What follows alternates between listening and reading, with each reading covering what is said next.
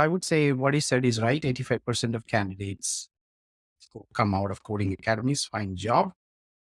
How many of them are pushing through the 3-year mark?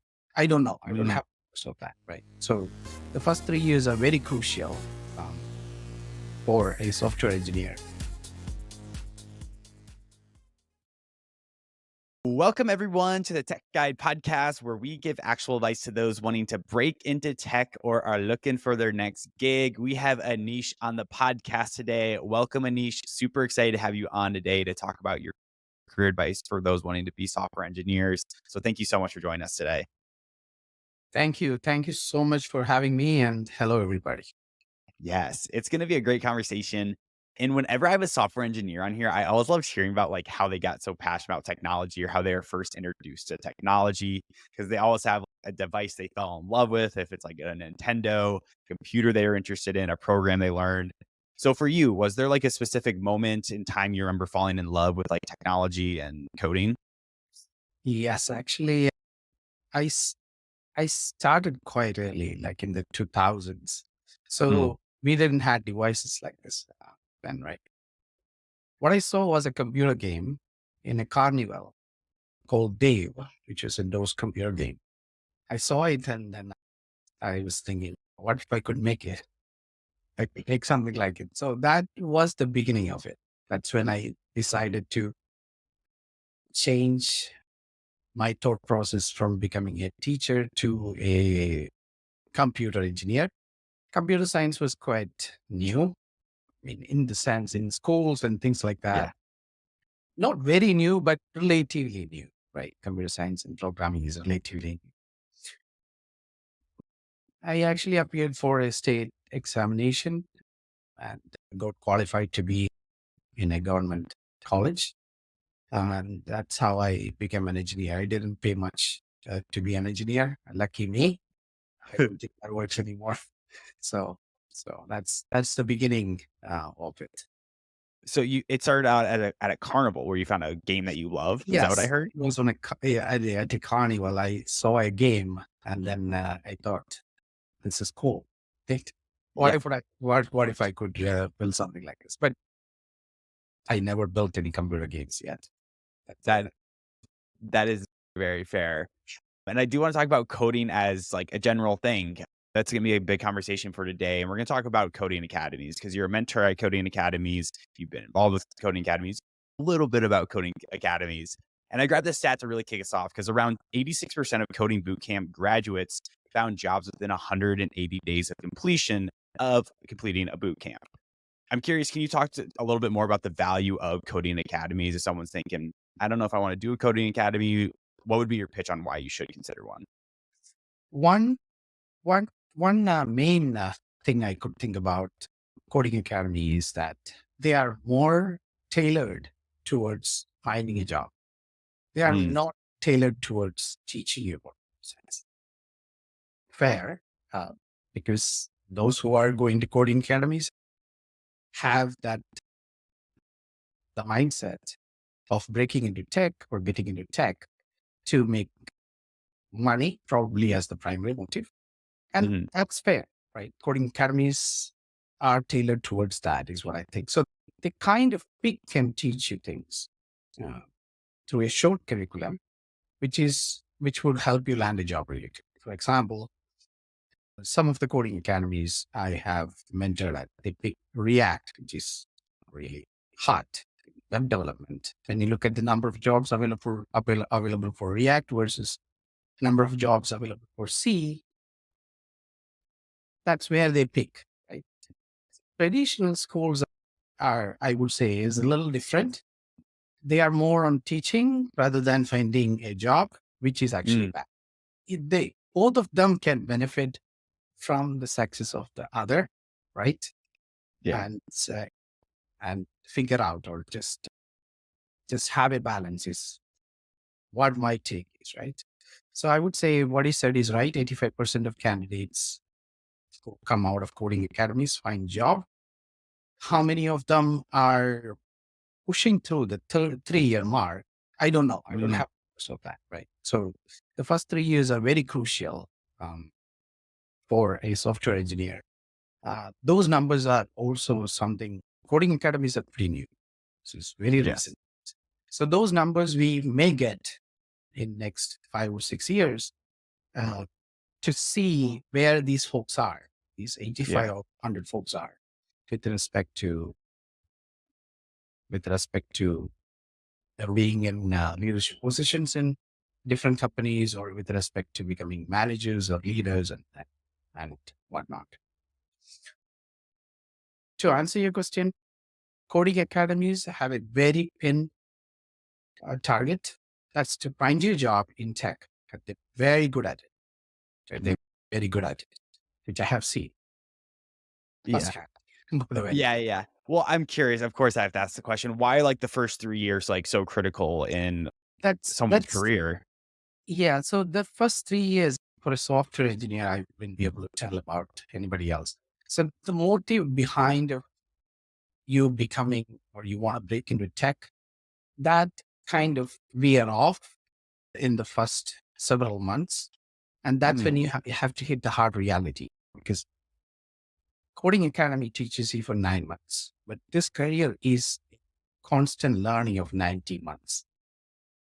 For other jobs, right? There is no stopping. I started there. For me, I started building software in C++ for 4 years. And then I moved to Windows development, built machines in healthcare, like MRI machines and things like that. Yeah. Built wrote software for that. I didn't wanted to move into web development, and recession made me move into it. And then I left that. I learned this, and then some of the technologies I learned, they died. So it's a constantly evolving and changing space. So that is the reason why I say the first 3 years you sort of would figure out it suits you well.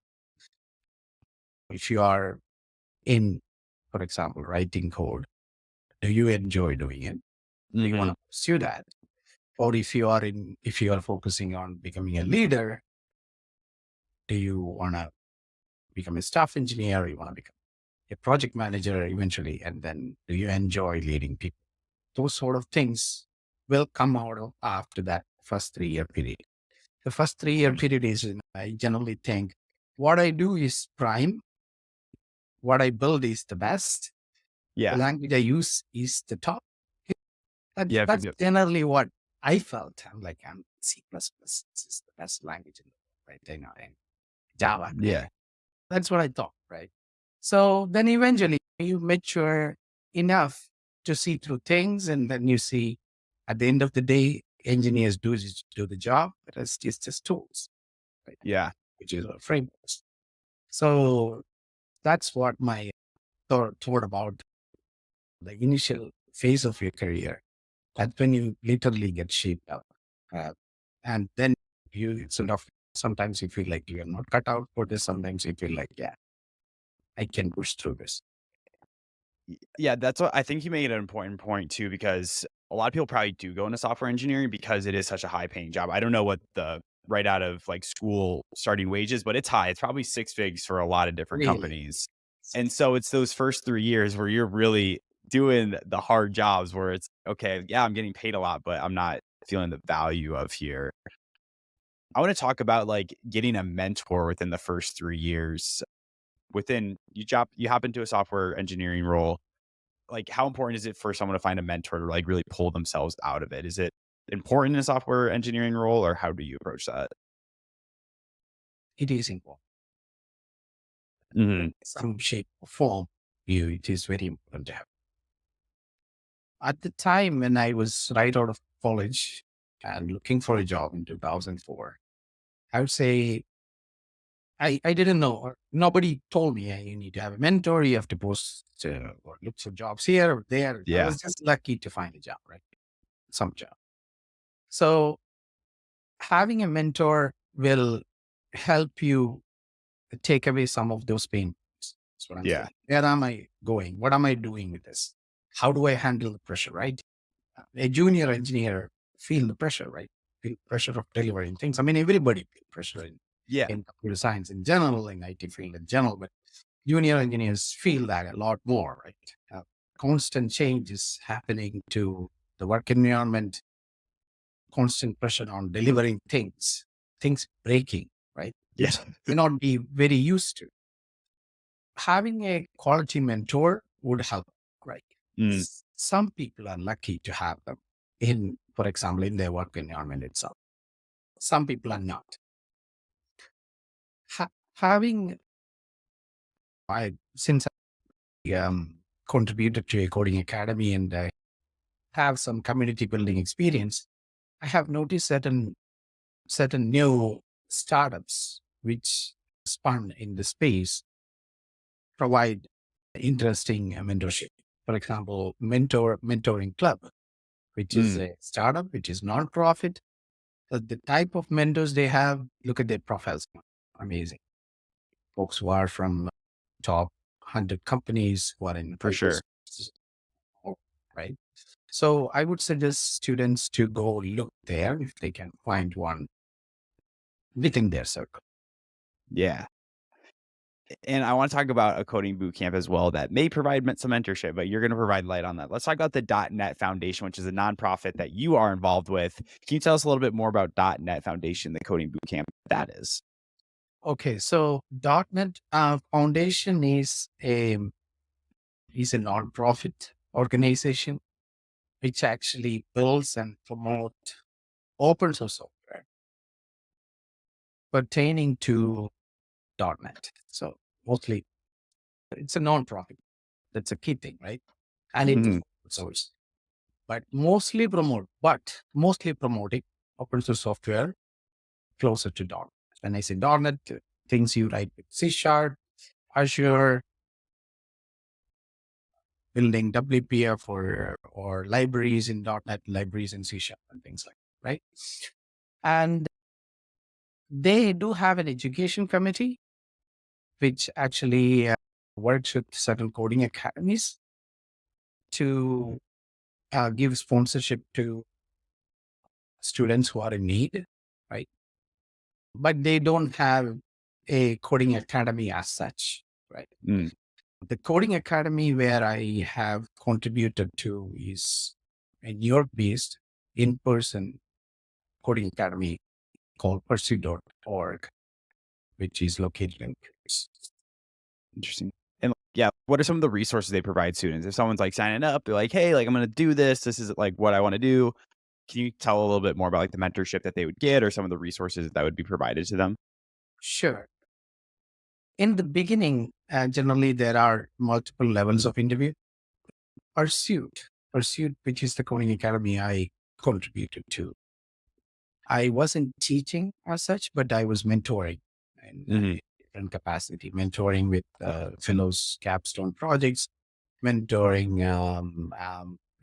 with their questions, helping them with the mock interviews, behavioral and technical interviews, and even helping in recruiting folks into the program. This organization has a very unique business model. Yeah. They don't take money upfront like other academies. Instead, they actually wait for you to get a job. It could be after 2 years you're getting it. Could be after 5. I don't know. Yeah. But Yeah. the deal is you get the job in the first 1 year, 10% of what you make is what they make. That's how what the deal is. That's how it works. It's not a nonprofit. It's sort of a nonprofit backed by BlackRock and backed by Google and backed by several companies like Citi and all. So the resources, what they provide are for two fronts. One is they have full-time teachers. I believe the program is 9 months.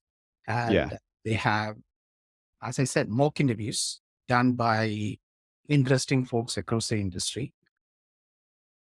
Come from Uber, they are managers in Uber. They mock interviews. Yeah. They are managers in some of the big company, Google, and they interview them. And they get to go through the mock interviews, they get to go through the technical interviews, and plenty of them, right? And after the program, once they graduate, there is an after graduation support to build a online persona, online presence, build a profile, and help them land find jobs, finding job listing.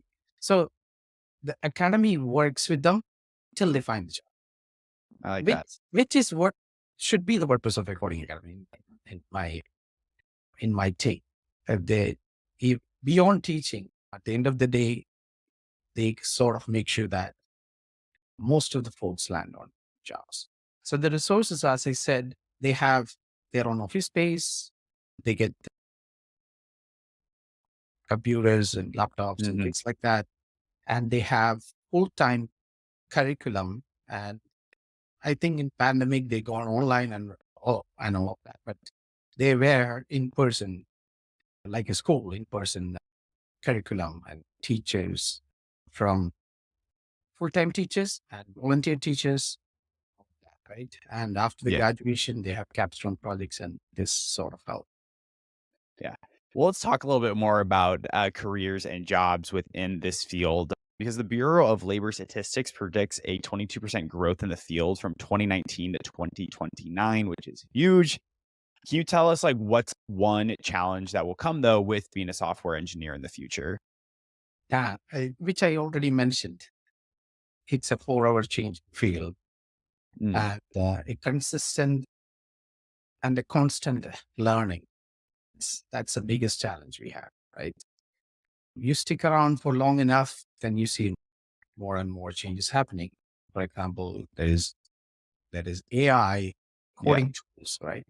And then people are like, oh, it's going to take my job. It's going to take people who are working on Excel. It's going to take the job of people who write SQL Hmm. queries. Because those sort of things are, AI is a challenge, I would say.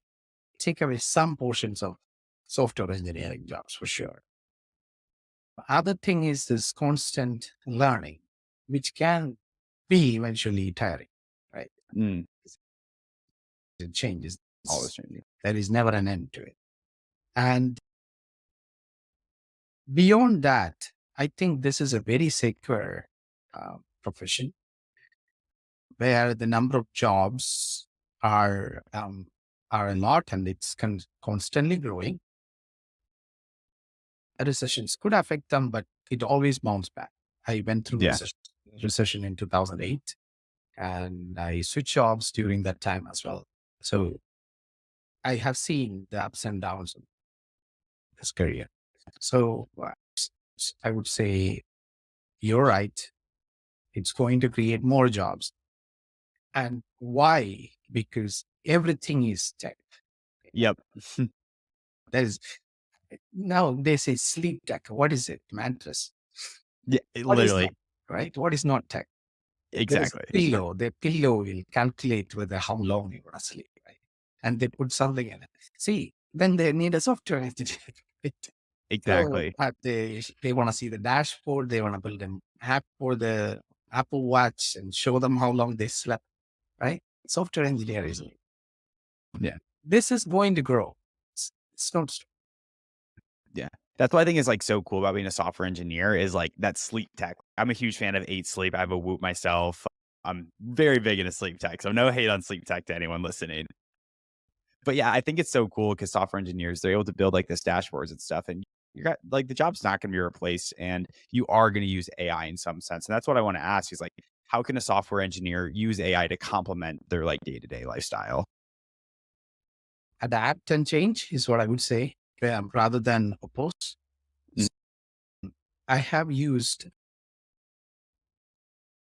I have used this Copilot at work from the very beginning. I was lucky enough to have a license because as part of us being a Microsoft MVP gave me a yeah. license to use Copilot, right?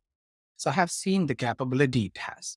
But at the end of the day, all of these AI tools, in my opinion, what I see with respect to coding is that they complement rather than they're not autopilot, they're just copilot. That's why they name it that way. Right? So they help you in writing code, which you generally don't like to write, sort of. Yeah. You write a switch statement, you don't really, you know what you're writing. There is nothing big going on there. It fills that in, which is actually great. It That is fills all, awesome. it sort of helps sometimes with some of the tasks.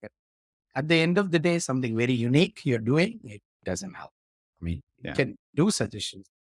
Uh, doesn't really help. For me, I say use that as a friend Mhm. rather than as a challenge, which is going to take away your job. No, it's yet not capable. I'm not saying it's not yet not capable. I don't foresee that's happening anytime in the future either. I love that. Yeah, because we talked about the challenges of what a software engineer might experience. We also talk about like the opportunities. I like to be opportunistic. I like to be optimistic. What are some of the opportunities ahead for the software engineering field that you foresee? So new opportunities is what you're asking about. Yeah, like what are some new opportunities or some So things that just excite you? anything related to AI is a new opportunity. It's pretty Yeah. cool area. Web3 is a cool area. Virtual reality, cool thing. Cryptocurrency was cool. I don't think it is cool anymore. Yeah. Yeah, but the technology behind it. I mean, some people did some bad. Doesn't mean that. Doesn't say that what goes behind the scenes is bad. Uh, Mhm. it may come back up. There are certain instances of bad elements. See, one banking institution goes down doesn't mean that all the banks are bad, right? Yeah. But the hardest and the most interesting is prompt engineering, in my opinion, which Mm. is uh, which is something people talk a lot about, right? How to not really train an AI model. Prompt engineering is not that. It's just use the language and the tokens properly and arrange them in a way that you get a better response. That is something I have seen. I mean, at least in LinkedIn, is getting a big push, and people who are not trained in tech are also jumping on that wagon. Yep. See, too. So folks are interested in learning that, which is easier for them to learn because they don't have to really write any code. And Mhm. it's much more easy. For example, a marketing fellow uh, can jump on this prompt engineering thing and get a better result if we get really good at it. Yep. Yeah, and even if you're not a even not being a prompt engineer, it's so important to be good at the ChatGPT prompts, because you can get way better answers by just telling Sure. them something like a persona, like an employee size that you're targeting. So it Sure. is very important to get specific, and It you are is. doing a little bit of prompt engineering, but not an official job title. It is very important. And there are tools built around it. I mean, I have seen some folks feeding SQL databases and converting them into tokens and stuff like that. And you just massage the prompt engineering instead of really training them. Training models are really expensive. So use the prompt engineering and then some caching mechanism on top of it, along with the certain tools. There Yeah. are a lot of startups in that area. Some of the tools built by startups to build something which is like a simulation to an actual training of a model. I have seen Yep. that. So, for example, you feed ChatGPT your organization's data and let it talk to you, right? Those sort of things people have been trying using OpenAI's, not ChatGPT, actually, I'm saying the models behind it, some of which are exposed through Microsoft Azure to train and get better information. Yeah. All of these have, I mean, not a lot of programming needed, but these are present to folks who want to break into tech, but not so much into coding Yeah. or doesn't like to code. These are areas where they can try and see if they like it. Yeah. I feel like in the future too, a prompt engineer is going to pay very well. I've seen some AI jobs with Netflix and like all these AI, they're paid up to like 900K or something insane. But I bet a prompt engineer, I know there will be a job post soon where they get paid up to like 200K and they'll be like no technical skills required. Just be good at the prompts. There is always the saying of the curve. I think Gardner came up with this curve where there is something is introduced, just goes over a hype that comes Yes. all the way down, and then there is a plateau of productivity, right? So AI is going up. So 900K jobs good today. I'm unsure whether it's going to be there in 2 years down the line, but I'm saying it's right now because then the skills they're seeking, the industry is lacking. Yep. You paid what you ask, right? When that gap is filled, then they become regular software engineers, I guess. Yeah.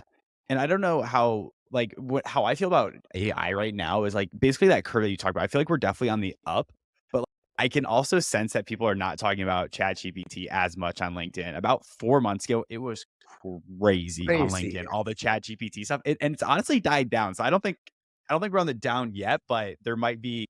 I don't think it'll be an AI winter per se, but the hype is starting to die down, and I've noticed it on Yes. LinkedIn. I don't know if Yes. you've noticed that, but I have seen in LinkedIn every other post was you are using Chat GPT wrong. You oh, know, it's awful. you know, 9 ways to use it, right? So all the influences, I mean, LinkedIn influences. I don't know whether that word is right, influencer in LinkedIn, but it is It's right. actually, there are influences. So they all jammed into this wagon and they enjoy that, right? Yeah. Yeah, I mean, it came down.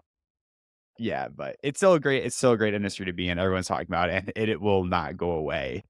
And I do want to talk about it just in our last little segment here. So you need the hard skills to obviously be a great engineer. You need to be able to know your SQL, React, C++, all of these different ways.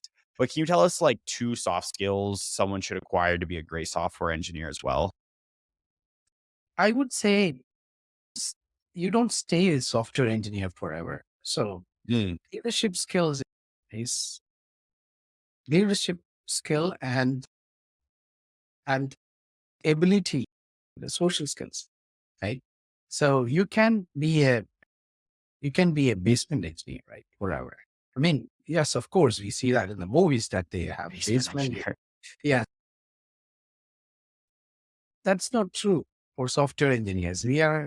Most of the software engineers are not that super smart, just like Mm, regular people who happen to have this job, uses their social skills equally to get to where we get to today, right? Beyond that hard skills, I would highly recommend grabbing the social skills, ability to convey what is in your mind yep. in a non-engineering way. I always say, take your engineer out before Yeah, you get people who are not engineers, right? So they don't want to hear your engineer. They want to hear how things work. They don't want to, they don't want to hear what goes behind the scenes. So that is an extremely important skill to communicate with your team. And so nowadays, I see in interviews, they use this behavioral interview. I mean, I don't know how successful they are because people are on their best behavior when they are in the yeah, interviews. So um, I don't think that really works. Like, behavioral interviews really don't work. Um, but they still do it anyways. But that's the essence of those interviews are to find those soft skills, right? To be a team player, right? mm, Your skills and your technology and everything else behind and helping each other. So that's how generally teams thrive. Not one superstar engineer can run a company. It doesn't matter. exactly. It doesn't know how to play well with the team. He has to go out. Right? So that's what my take on it. Right. That's a main and most important soft skill. Other things are, I would say, look for ways to grow beyond it. Look for ways to grow beyond your regular call of duties, such as get involved into other activities Yep. uh, across teams, across the organizations, beyond the company you're working on, and build a strong network. Because yeah, I don't know whether how hard loyalty you have with your company. One recession comes Yeah, and you get wiped out, right? So it's always important to build a strong network beyond the organizations you are. And that's another skill you need to develop, sustain. I love that. And yeah, everyone always talks about networking on here. It is so important. And like someone young in their career, they might be like, oh, I hear networking all the time, but it is like so important. And our podcast that we had last week with Ajay Yus, he's a software engineer at Walmart. And he also said what you first echoed is really like you need to take these engineering problems and put into business terms that everyone can understand because Understand. an engineering mind might work a lot different than a marketing ops or sales mind. And so being able to convey that's a real key to having a successful career. Yes. Well, we will wrap it up there. That was awesome advice. Thank you so much, Aneesh, for joining us today. Where can people get in touch with you, learn a little bit more about you, and say, hey, I listened to this episode, loved what you do? LinkedIn probably is one place they can find me. Look for my name, and I should be the first one, I guess. So that's one place they can find me, and they can also look up Startup Plus, which is a community I'm building in New York City. I started building it during the pandemic when people were afraid to come out of their basement and meet in person, right? So I started building this in-person events. I did 50 of them in New York That's awesome. City. I have pitch events in New York City. I have networking events in New York City. I currently have about 10,000 members across different event platforms such as Meetup, Eventbrite, and LinkedIn, and all of that. That's that's where some of my work outside of my work is involved. And I'm also building a small application called Remito, which which helps you compare international money transfer providers.